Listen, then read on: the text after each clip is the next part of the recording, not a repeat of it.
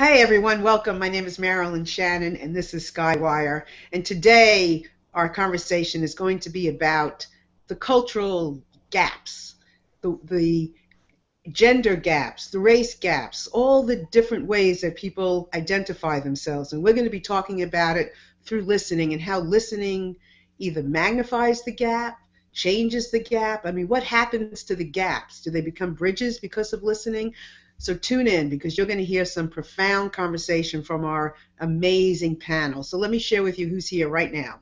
We have Marguerite. Hello. We have Katrina. We have Kalani, who's been gone for a while. We're happy to have her back.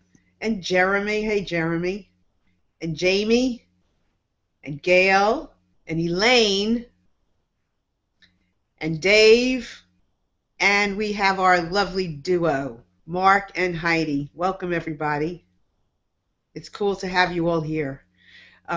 So this conversation is a big conversation, and this is one of those that can go on and on and on, I am sure. But we're going to take our piece right now, and we're going to just delve into it some more. And I think I'd love to start with Elaine, because as we were beginning, she was saying something about Baltimore, and there's a whole thing going on in Baltimore. But I really would love Elaine to begin. Baltimore, the United States. So wherever you're listening, there's some issues going on there. But let's start with Elaine. So hi everybody. Apparently in the last few days, the whole world has been watching the town that's very close to me, the town that I have worked in. The hospital that I worked in downtown Baltimore was a vantage point for a lot of the protests and activity going on within the last couple days. So the events that precipitated this, there was a young man who was arrested and apparently suffered injury either during or after his arrest by police, and he died.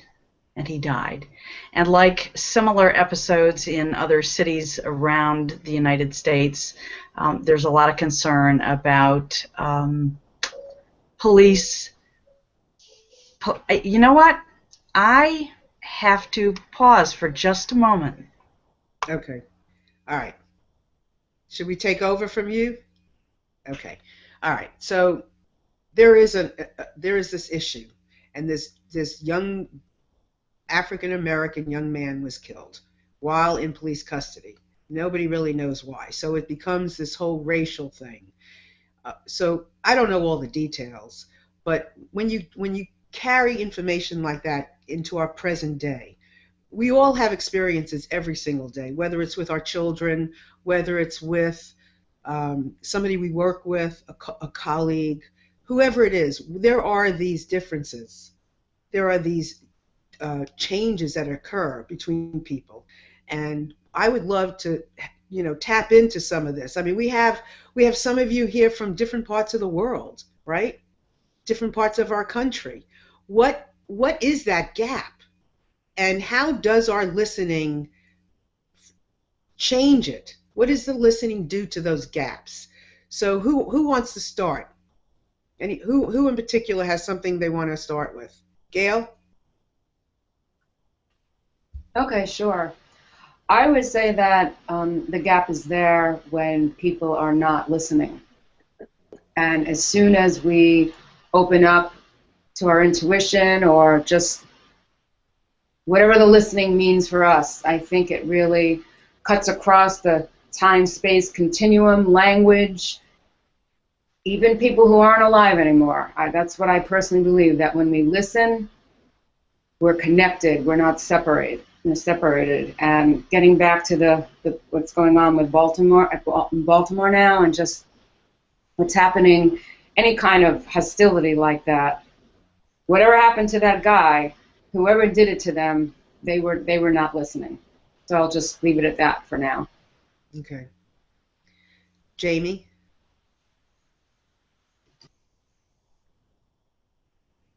Sorry, just get myself off mute. Yeah, I mean, I think I agree with what Gail said, that these these things happen when we become disconnected from ourselves, right? And the disconnect that we have within ourselves as individuals um, projects out into society around us, into our communities, at different levels, community level, society level, governmental level. And I think you could even trace all of, or most of the kind of problems in society, you could trace it back to the individual being connected with their own intuitive guidance, listening their own inner self, their own higher self. And that, I think, is there's a great message. If any of you have seen Russell Brand, and some of his, he has some very controversial opinions, but his essential message, I think, is wonderful. It's about everything should start from being connected with yourself and your spirituality, and that involves listening. So yeah, I think that is the most fundamental thing that we should all be endeavoring to achieve in our lives. Thank you, Jamie. And Dave has a point to make, and I also want to welcome everybody that's listening today, because this is going to be deep. And I want to welcome Marcus here, who just made a comment and is saying hi to everybody. So hi, Marcus. And everybody else that's listening and watching, please feel free to comment to us as well. Dave, you said you had a point to make. Yeah, thanks, Marilyn. You're welcome. We had a situation in the UK back in 2011, I think it was, where we had riots in London.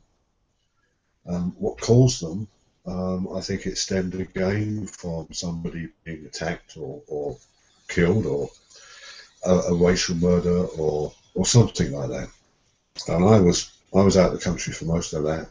When I got back, it was like a war zone, and shops were closing early because they knew that it was coming, and buildings were set on fire in Tottenham in North London, and there were masses of injuries and masses of breakages, and it cost millions to repair. And then it shifted to the north of England, I think in Manchester. It happened there, and somewhat in Birmingham.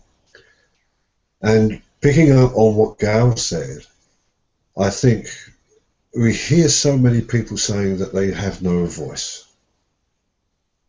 They can't get their point across, and unfortunately, they're wrong. They have got a voice. They've got a voice as loud as yours, and a voice as loud as mine, and as loud as anybody's.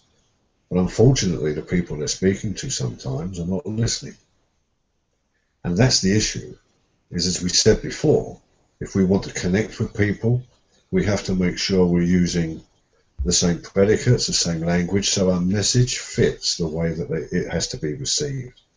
And we can speak and speak and speak as much as we like, but unfortunately, on a lot of occasions, some people listen to hear, but they're not listening to understand. And once you get the understanding of the message that's being put across, and once you hear it and you understand it, then you build that bond, that bridge is connected. And I'm going to do a quick impersonation of Marguerite here, because Marguerite holds up some pictures. But what I've got here is actually is an image of two sides of a river, where everybody has got the same information, but neither of them really understood what the other one was doing, and that's that. Two sides of that bridge are being built, but they just don't connect.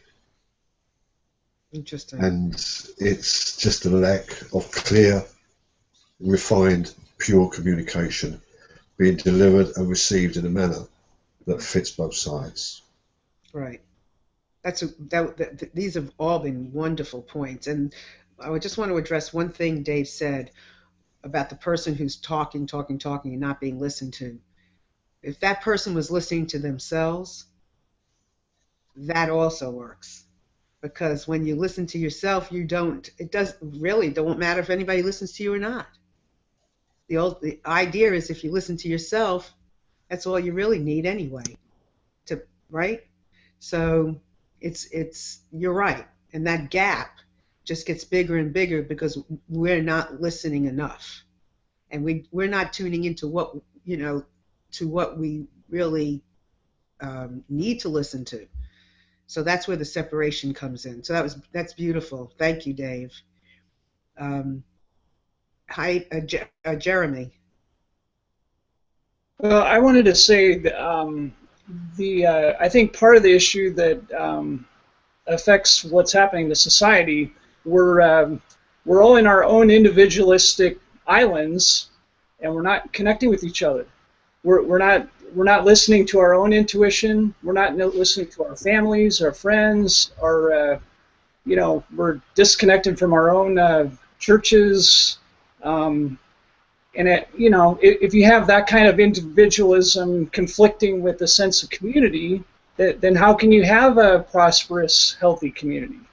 And I think all of us need to try to reach out to others and try to listen, help people that don't have a voice. I guess my past career as a courtroom lawyer, I mean, that's what I did. There were all kinds of people that didn't have a voice, and I've experienced, racism against clients in the courtroom. So I understand the strength of that emotion, but we need to stop. We do have to be in tune with ourselves, but we have to connect with the community too. And if we're not listening to ourselves or to each other, I don't see how we can have a healthy, prosperous life by, disconnecting to that extent. It's just not healthy. Right. And as Dave said, and you said, and Gail and Jeremy and Elaine was beginning to talk, when we listen, the gaps aren't. I mean, they're not holes. They're not a black hole. We've made the gaps more like black holes. So the idea is, now what do we do? What will listening do for us? I mean, we could talk about a lot about what's happening when you don't listen. Let's talk about what happens when you do listen. Let's talk about how to listen in order to close those holes or not make them so dark and deep. I mean, we're all, or such a stumbling block, such a hole that we get stuck in. Marilyn. Yeah, go ahead. Yeah, you were next. Well, I'll love to talk about how we bridge the gap. That's my gig. I love bridging the gap. First of all, I just want to share, we kind of have a joke in our family. This is a term that's come about. Let's start with 30-something years ago when I was a kid, and we used to have family gatherings, and children were to be seen and not heard. Mm-hmm. So there was a lot of adult conversation and a lot of kid conversation, but there was nothing back then called generational gap. So this is just a new term for the new age, for the new life, the new era that we're in. It doesn't have to mean so much to so many people, but we have this joke that we use in our family because we sometimes throw out that generational gap. It's just an example of a time when you're in a conversation with, I'm going to say with my kids, when I'm in a conversation with my kids and they're talking, or let's say I'm overhearing them talk, and they talk about things that I haven't heard of. So I joke and I'll say, well, that's a generational gap because you guys are having this full conversation and you're laughing, you're joking, and you're using terms, and you just know what each other's talking about, and I have no clue what you're saying. Even though you're speaking an English language and I can hear every word that's coming out, the context and the concept of what's being exchanged is not in my repertoire. So therefore, is that a generational gap? Could be, but it seems like any kind of gap comes when we are so focused on inserting our point of view on somebody else. If there's such a strong need in any kind of communication that your point of view has to be the predominant, the right, the end all, then there's going to come a gap. There has to, because you're trying to make somebody come to your side. And I'm going to go right where we were already talking with Jamie when he was saying it all starts within. So where are you? Where are you within? If you are listening to yourself, if you are connected to your consciousness, your spiritualness, your awareness, if you don't have a point in life to be projecting and injecting on other people where you are, and you just focus on yourself, you'll show up into the world in a different space. And there doesn't have to be this thing that we call a gap. There doesn't have to be it at all. I mean, I have 30 years of age in between me and my oldest child, but that doesn't mean that there's a gap. If I want to talk with him about things that are from my generation, it doesn't mean that I'm trying to make him live in what I lived in that generation. Same for him. He's in a new era, a new generation, but we are coexisting. We are a team. We came to this planet out of billions of people. The four of us came here for serving a purpose. So let's make the most of that, and let's not allow a term to come in between what we know to be the truth of who we are. And that is love, communication, respect, honor, compassion, joy, all of it. So can you listen your way to bridging these gaps, and what is the practice that you do when you do listen? What is it that you hear past? What do things turn into as opposed to a gap? What does our understanding show us? Marguerite, oh, wait, did somebody just put up some? Oh, hold on a minute. I want to see what's in this chat before I. Is somebody had a question before I go on? Okay. All right. Marguerite, and thank you, Kalani, for bringing all of that up, because that's really relevant. So, Marguerite, let's take our listening and let's use it. Let's use it. How do we use it to understand? Go ahead. So I thank you, Dave. I'm going to have a little picture here. And so what I feel is, to really listen, we really need to remove the filters which we hear and see and sense our reality, because this person here goes through the screen here and looking at this white thing, but in this person's mind it's like a pattern on it. You interpret that as that, and so that's judgments, right? And so if we could remove our filters from our ears, filters in our mind, filters before our eyes and senses, which is a conditioning we have. So it's not just to listen, it's to actually work on yourself and see where can I open up? Did I have this correct view of this? You know, like if you see it, you have been conditioned by abuse or all kinds of things, again, from men to a woman, right? Then as soon as you see a man, then there is a judgment to that. And maybe these police guys in Baltimore, they were really having this idea that the blacks are criminals or something like that in their mind. So when they see a black person, they just are justified to protect themselves or protect the public. And there is judgment for sure. And that is so dangerous. To listening without conditioning is the key here. Well, and listening into your life, into yourself, allows you to listen to the fact that you're hearing a judgment. It allows you to know where you are, that you are hearing an insecurity, that you're hearing something off. That's how listening, that's your personal listening. Lets you know that you're judging, that you're making an assumption, that you hear the assumption, you hear the energy prior to going into the assumption. So it's really important because, as I said earlier, and I don't know if I said it when we were live or before we went live, there are so many ways that we can identify ourselves that separate us. There's so many ways of culture, gender. We can't even possibly know it all. Do a search on Google about culture. You're going to see a million different groups, different combinations. There's no way. I mean, if I see a person who is from a different place on this globe, I can't even conceptualize what their rituals are. You know, the women, the men, how this goes, how that goes. I can't even possibly understand it.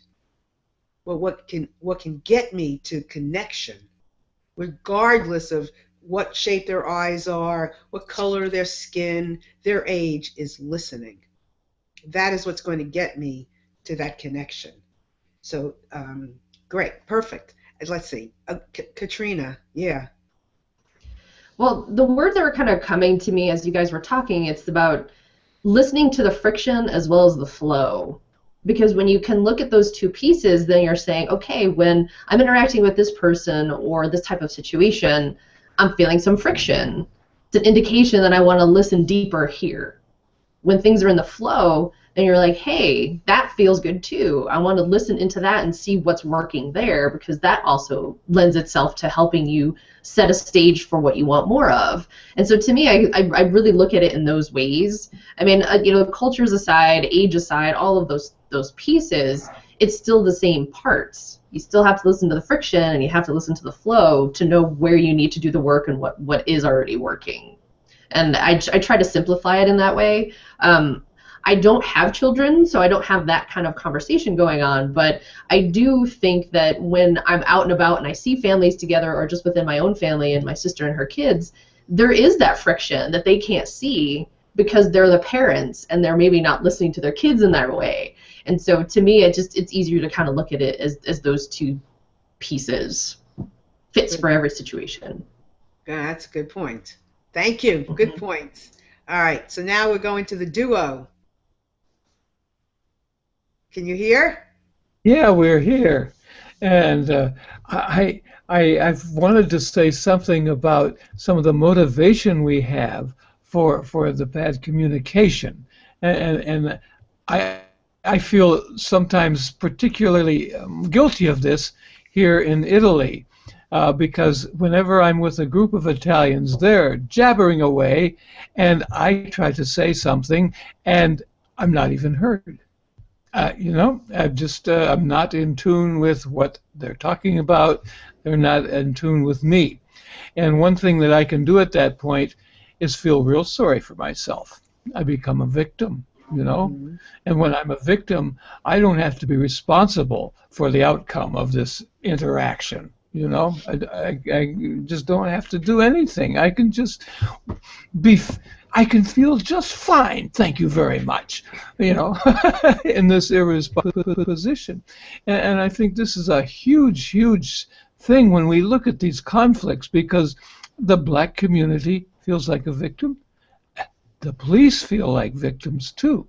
Nobody understands our job, how difficult it is, the stuff we have to put up every day, you know, the horrible things we see, blah, blah, blah, blah. Whatever position there is, you can take a courageous stand, or you can take a kind of victim stand. And it's so attractive. It's more attractive, I think, the less developed you are.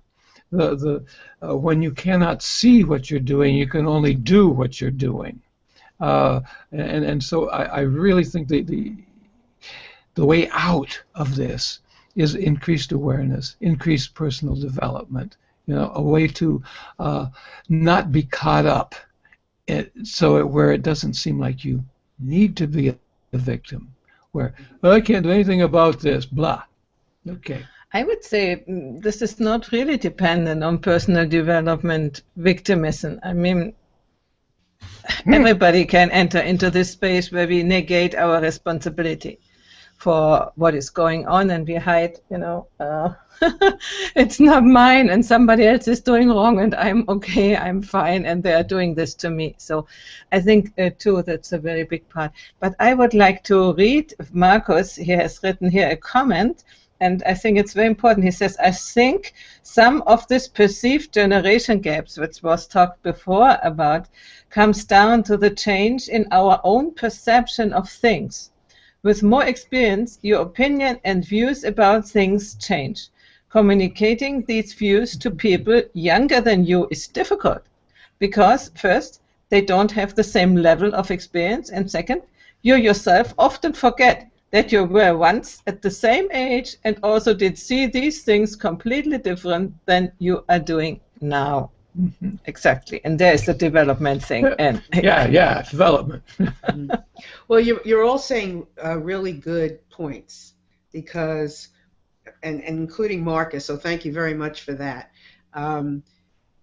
It's about respect. It's about the understanding and the openness and the awareness. Of even the fact that there's going to be differences. So are we listening for the differences? That they're just different, or they're different? I mean, it's just like when you speak, the tone you use can change the perception of a word or your comments. So we're different. So what? I mean, our listening lets us smooth over the roughness of, so we're different. Let's celebrate the difference. And the personal development part is very important, because if I am competing with you, or I don't feel good enough about myself, then that gap is huge. I can make it bigger and bigger. Heidi, did you have something to add? Yeah, I wanted to say, the more you are developed, the more you leave the idea that other people should be like yourself. You can admit that there are other people who think it completely differently, and they are not an incomplete version of yourself, but they are just... A friend of ours said a while back that when he was younger, he just felt that everybody was like an imperfect copy of himself. That works too. Imperfect. Boy, I'll tell you, our chat, you all out there should be. This chat is there's so much going on in the chat. I wanted to say, there's so many compliments in the chat that you that are listening you don't even see this. But there's so many people in this room saying, that's a great point, or that's a really good point, or thank you for that point. I really appreciate that from all of you. Thank you for doing that. Merlin? Yeah. Can we hear what Elaine was going to say at the very beginning? Yeah, she was next. Thanks. Yeah, right. Because you left us in suspense. Yeah. Well, just going with the flow of the conversation that's been happening, I find myself thinking about a mother who was caught virally. She had on a yellow shirt, and she saw her son about ready to loot. Now, she was at home, and she had talked with her son about what he was going to do that day after school, or this or that.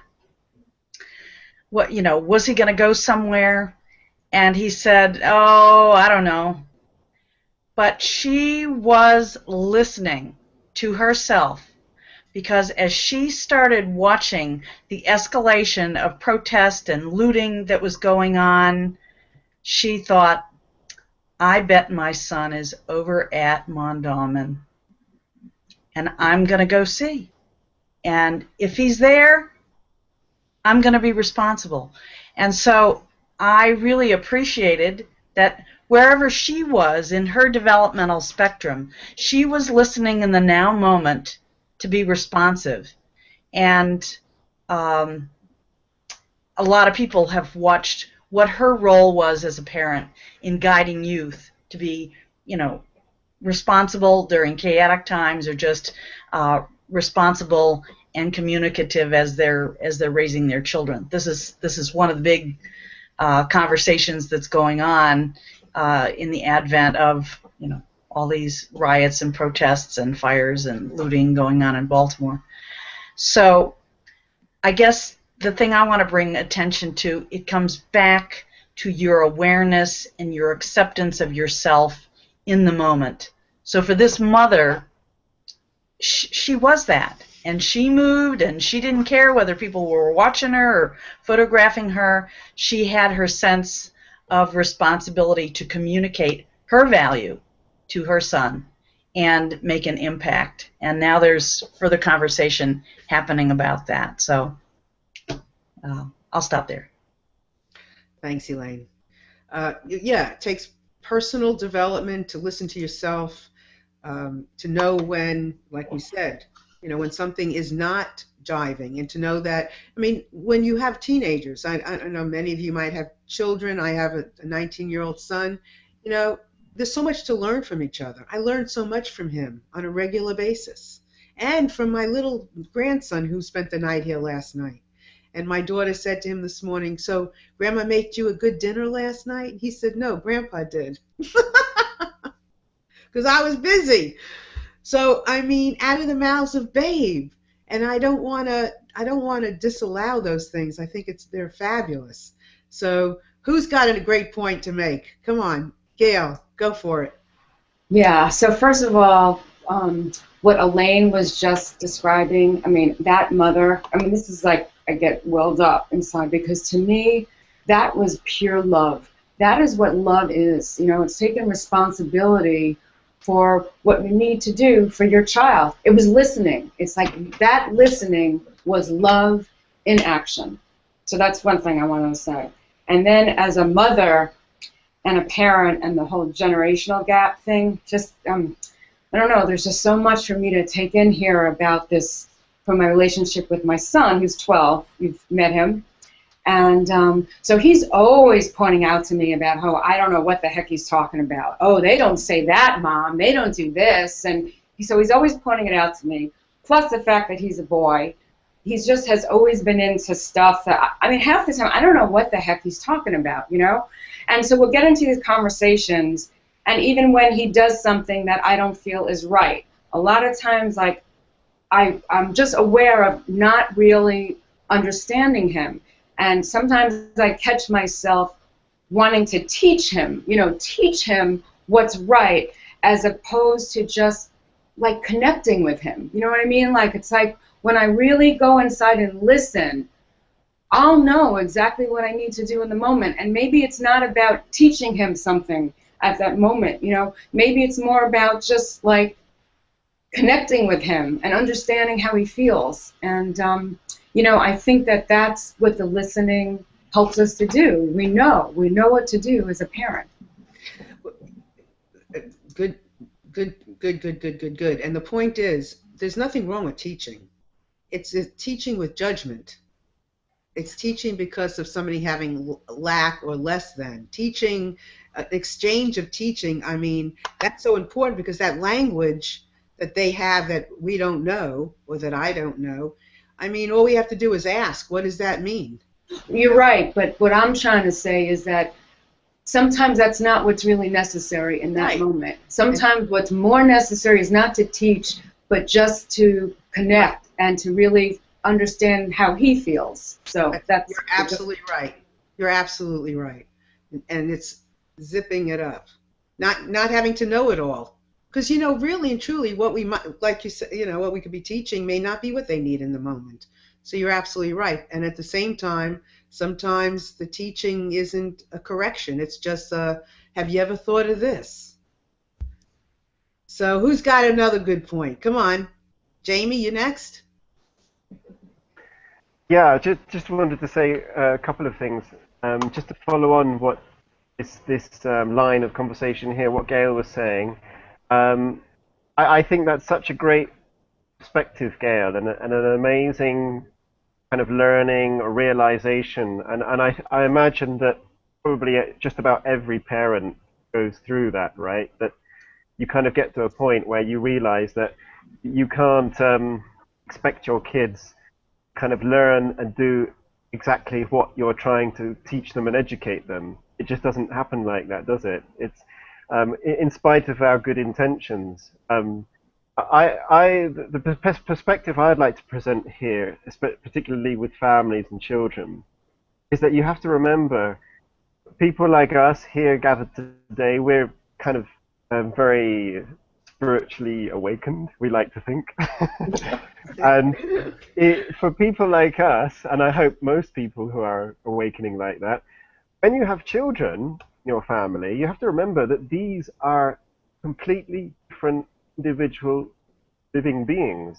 Really, they have very little to do with you except for the fact that they came from your body, or that they happen to be sharing your culture and societal background. But apart from that, they are completely different individuals. They have their own path, their own karma, their own lessons, and there's not a lot you can really do to influence them directly. The best you can do is go within yourself and improve yourself and become that role model to be inspired by. You can't really sort of teach them formally, oh, you should do this in life, or you should have these values in life. You just do it yourself, and children absorb like a sponge, don't they? I mean, they absorb the kind of energy that's around. There's not so much they absorb the words that are being told to them, they absorb the energy that's accompanied with those words.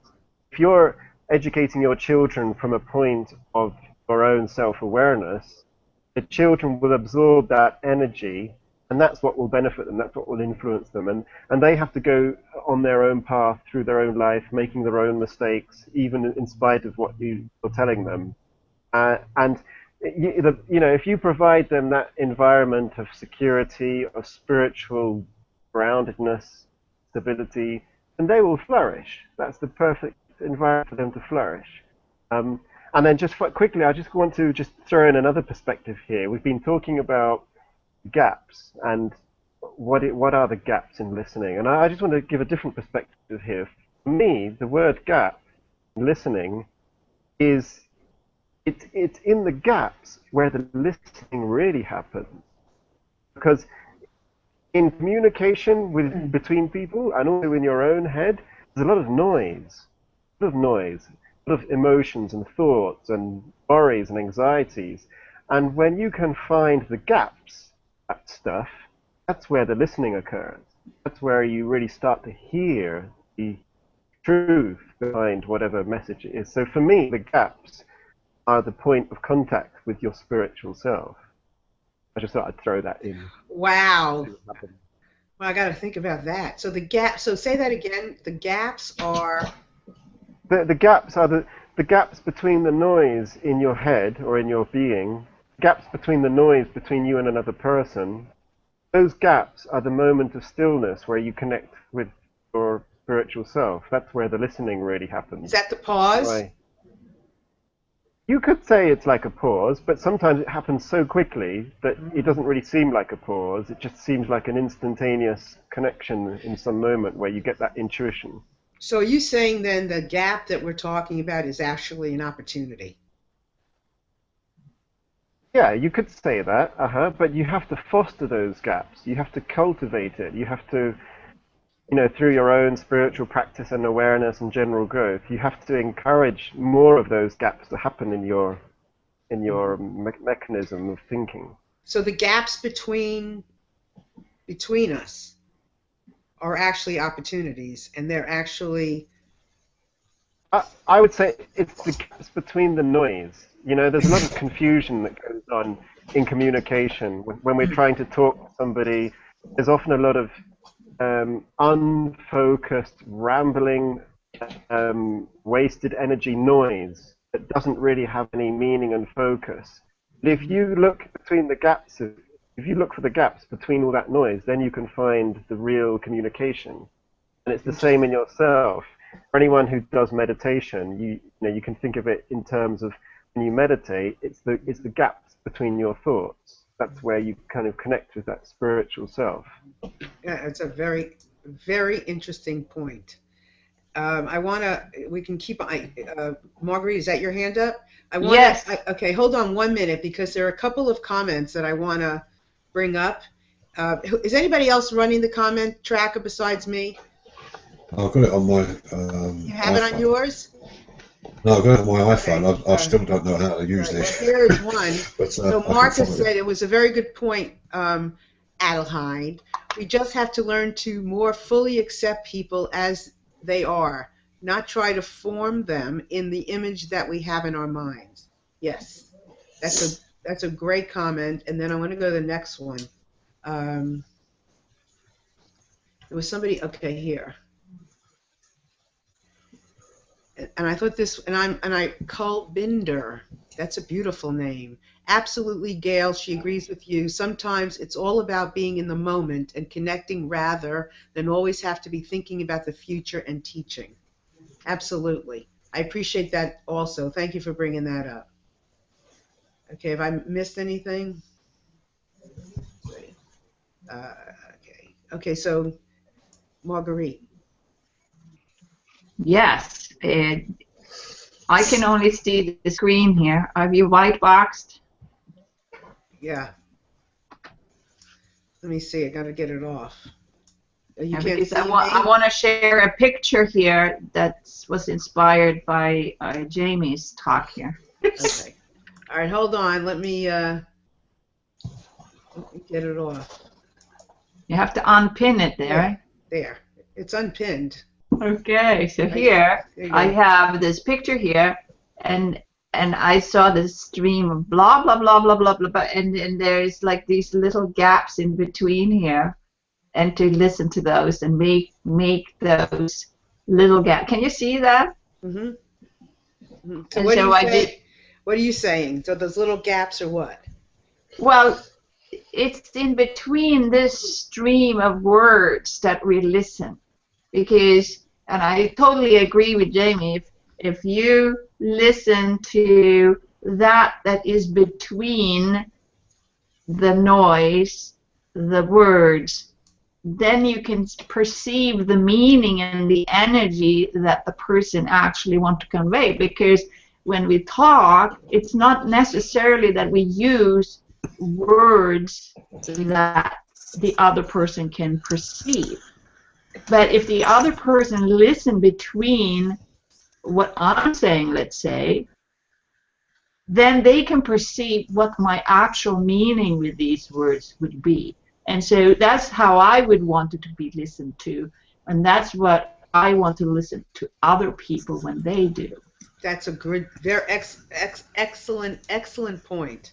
That's a really good point. That the perception is also what is a big part of the listening opportunity, which gets you past the differences.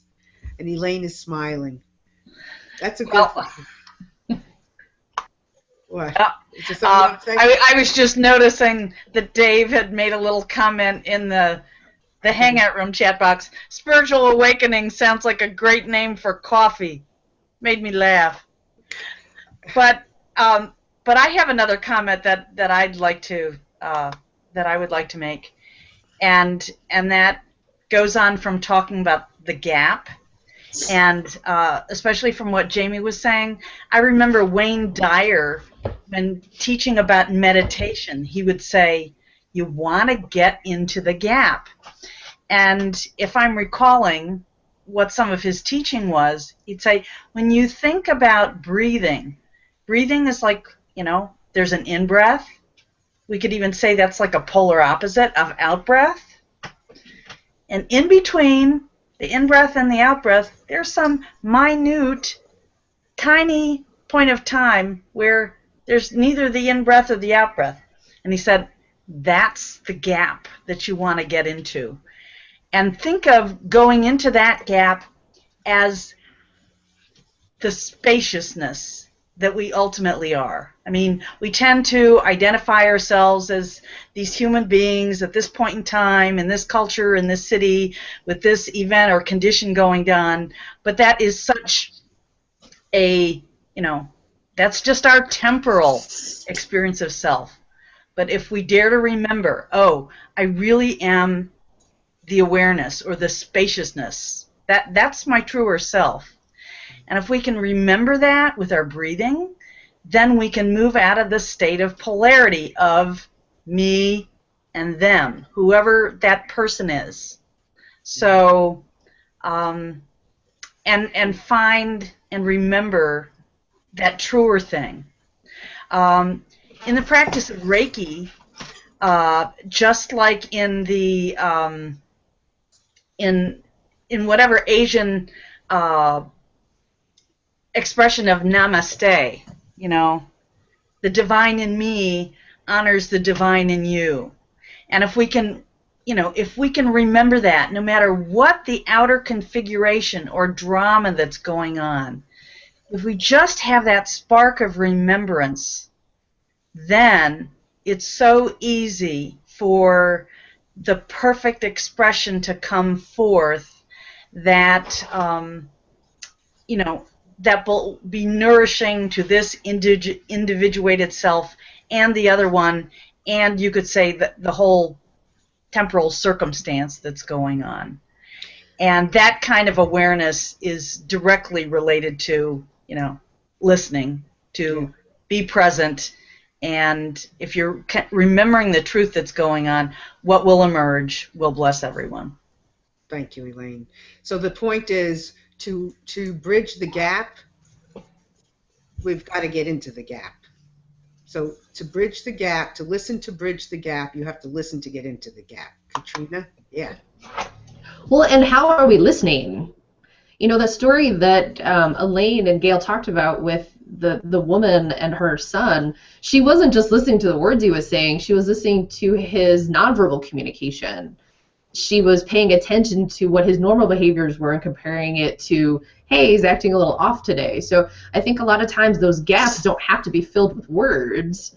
You just have to be paying attention to see, like, oh, you know, the way they're looking is a little bit different than usual, or their voice sounded off, like those other nonverbal kinds of things that you don't always notice right away. Unless you're really present and paying attention. And it's all of those pieces that really allow you to pull the full parts of the communication together so you can bridge those gaps and make more sense of that.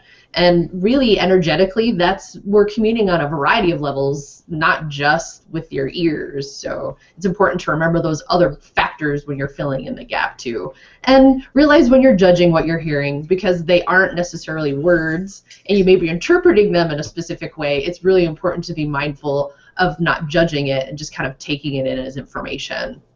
That's a very good point, because a lot of our listening is going to occur. A lot of our listening is going to occur with nothing. There's not going to be anything to hold. It's all going to be perception, our intuition. You know, what we can't touch, something that's not solid.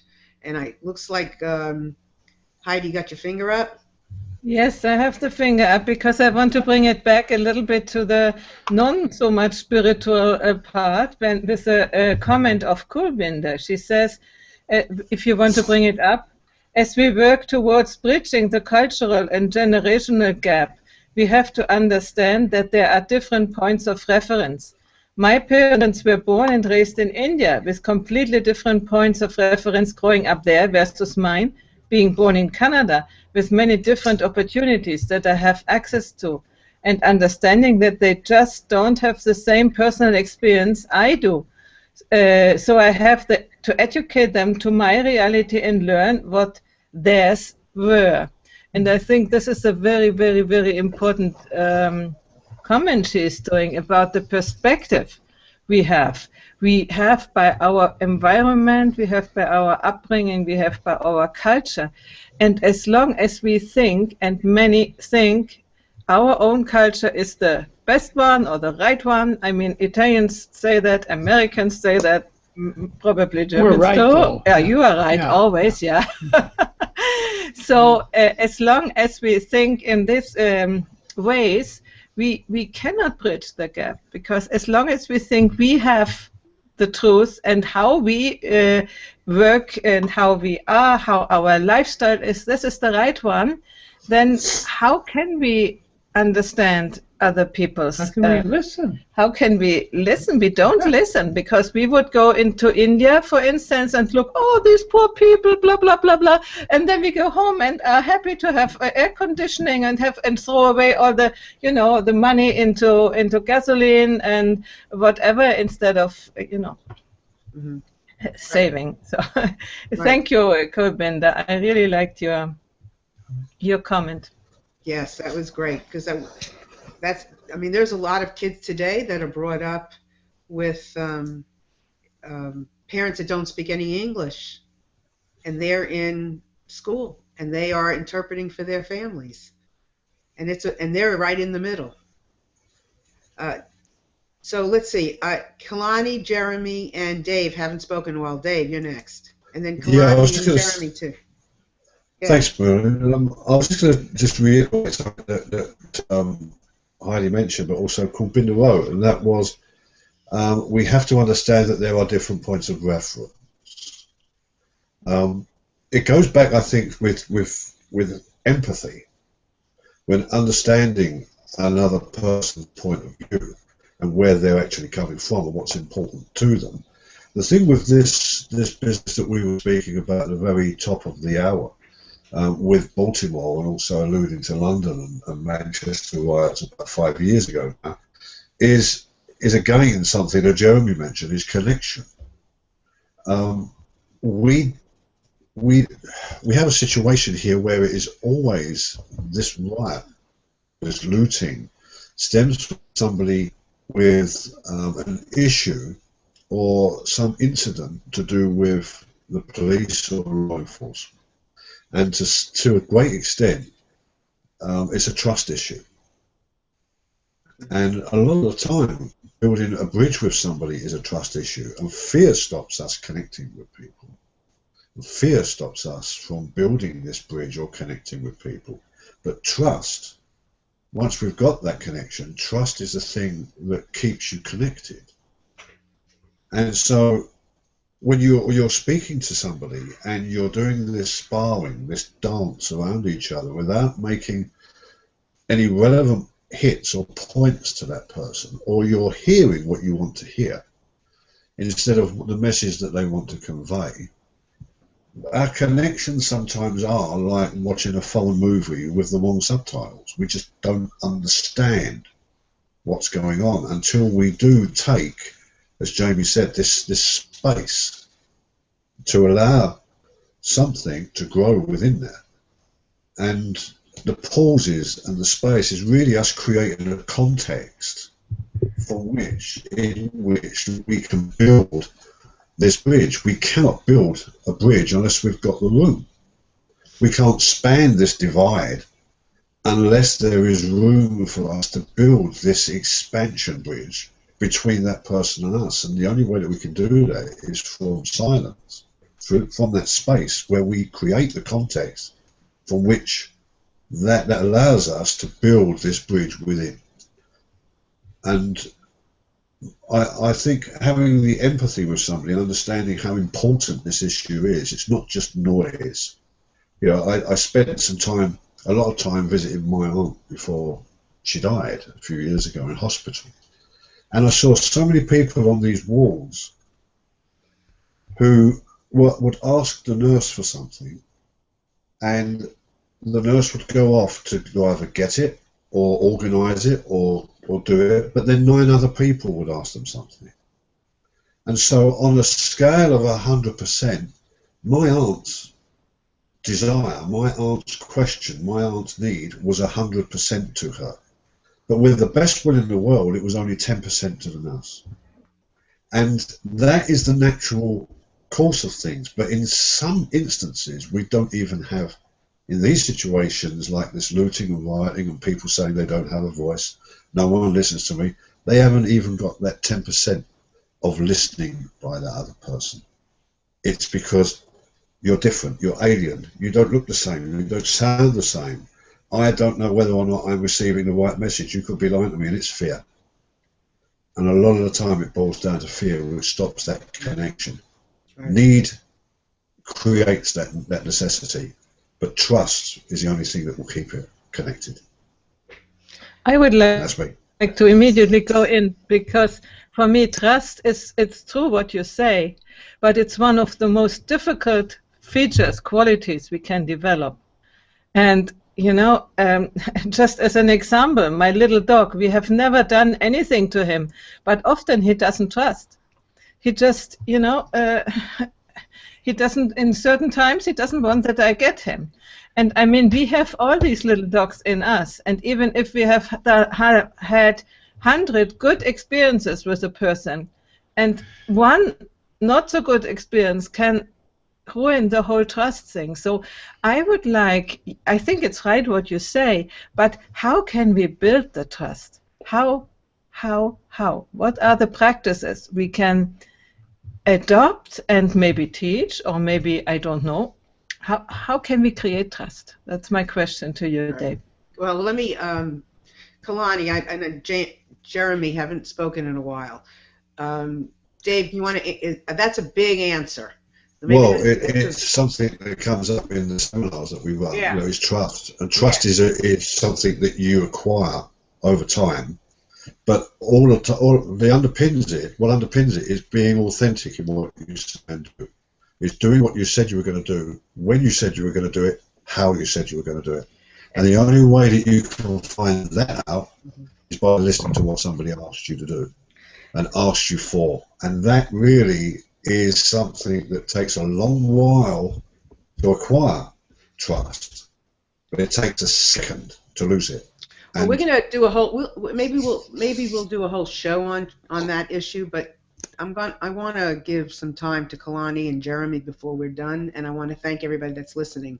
But Kalani, you're up, and then Jeremy. So, but I do want to just say, as far as trust, you know, if again, your listening will let you know what's beneath the surface of someone, which allows you to trust even if they don't.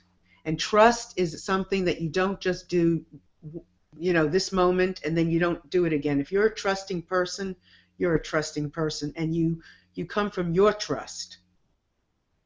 So, and that can change the energy.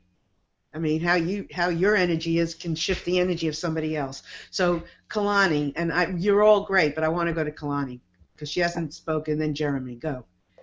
Well, first I want to share something funny that came to mind, that my hubby and I are 9 years age difference. So right there, many people could call that a generational gap, but we seem to make it work. But some things that were coming up for me is that if there's one thing that we can hold in the presence, is that we are all as individually different as our fingerprints. And a lot of times I think that we might forget that because there's so much emphasis on trying to focus on our similarities, when the reality is we are individually different and unique. Why not just be okay with that and express that? I know as humans we like to find this connection, and that shows itself as similarities. So the other thing that came up for me is there's a focus on how can we bridge a gap, how can we listen better, how can we, it seems like it's a theme of how can we fix something that's already broken. And I'm just going to throw out there, what if our focus was more on that there isn't a gap, something isn't automatically broken. That's not to say that, yes, out there in the world a lot of stuff is going on, but I'm sure that all of us here, being in the spiritual awakening that we are, we've heard many a time that what you focus on is what gets more attention and more energy and more creation of that. So I think first and foremost, when it comes to this, what might be termed as the gap, I like where Jamie was going with it in listening in the gap. And when let's say when I'm in a conversation with either my hubby or my kids or just anybody else, what resonated for me is that I don't come to any space that there is a gap that I need to bridge, but I do notice that I will feel a gap if a conversation feels like, when we're talking, that all of a sudden that person's trying to insert their truth to me, or I'm trying to insert my truth on them. because that's where our individuality comes. And I think when we feel that our truth may be threatened, maybe that's when we start acting out and feeling that gap, and then that creates a visual on the outside of what that gap looks like. And although I have really no idea of what's been going on in Maryland because I don't watch news, just from the conversations, that's a perfect example of it, that somebody's truth felt threatened or not listened to or not heard, or they didn't know how to express their truth in a powerful and empowering and open way that wasn't trying to insert it to be somebody else's truth, that then you end up with this riot or whatever's happening. That's the circumstance of a gap that has occurred. If gap is a negative thing, it doesn't have to be a negative thing. Right. But I do, if we're saying that it kind of is, then I do feel that sometimes in a conversation. But I don't come to the table with, how do I need to bridge this gap, let's say, between me and my kids, because there's a big difference in us, so that means, therefore, they understand things differently than I understand. Well, we're individual. It doesn't matter age, it doesn't matter race, culture, all that has an impact. But in the end, none of that matters. It's Thank who you. are you showing up as. Good. Those are great, almost to the end points. Great. Good. And there is another comment I want to pull up, and Jamie, I'm going to ask you to end it for us today. But hold on, let me just pull up this one, Kalani, that was great. You know, it's interesting how these conversations go and how much we take away. So this is from Donald, and it's a big one. Does somebody want Heidi, you want to read it, or Dave, you got it handy? I can read Okay, it. go ahead. I was taking a walk in the forest today. As I walked in the stillness of the day, and suddenly I heard a woman's voice talking with a heavy panting. I could tell that she was jogging, so I did not bother turning around. She continued talking from the time I could first hear her to well after she had passed me and jogged off into the distance. Her husband was running alongside of her, and he had never uttered a word. Funny thing happened as he passed me. He made eye contact with me and then shook his head and shrugging his shoulders. Too busy talking makes you miss the beautiful parts of the day. Thank you, Donald. That's a beautiful, thank you for that visual and for the experience. Jeremy, you've been very quiet lately, and I know you haven't been quiet because you've been chatting. So give us a summing up. Well, I think, and I think this intersects with what a lot of us, what I'm hearing from a lot of us in the panel. I think we have to surrender the need to be right 100% of the time. Yeah, you look old from And if we don't do that, you know, we can't be right all the time. And we want to be right all the time. We want to insert our opinions and beliefs, but we have to concede that we can't always be right. I think we need to contextualize what people are saying when we're listening to them. We need to ask them, is this really what you mean? Because this is what I'm hearing. And if our filters are interfering with what the speaker is saying, then we need to adjust our filters or remove them. And I think finally, I had a piano teacher who taught us to listen to the rest between the music. And you know, you have dramatic pauses in drama. You have the blank space in art. And I think if we become cognizant of that and create that kind of quietness and stillness in ourselves, then we can expand, like Dave talked about, and try to reach out to each other and try to build bridges. Perfect. Could not ask for a better summing up than that from Jeremy, our former attorney. Anyway, we've gone over, so I want to thank everybody that's been here, everybody that's been listening, watching, who will listen, who will watch, and anybody in the future when you come upon this. This is a golden opportunity to listen to these people, because what they're saying because they've been listening and because they have a listening practice, not because they just woke up one day and oh, I just know this. It's because we've been doing the work. They've been doing the work. So I want to thank you all out there for listening, for being here, for commenting. Please continue that, because you're on this journey with us. We're all listening and bridging those gaps or understanding those gaps or loving those gaps and the space and the music. And with that, we'll see you all next week.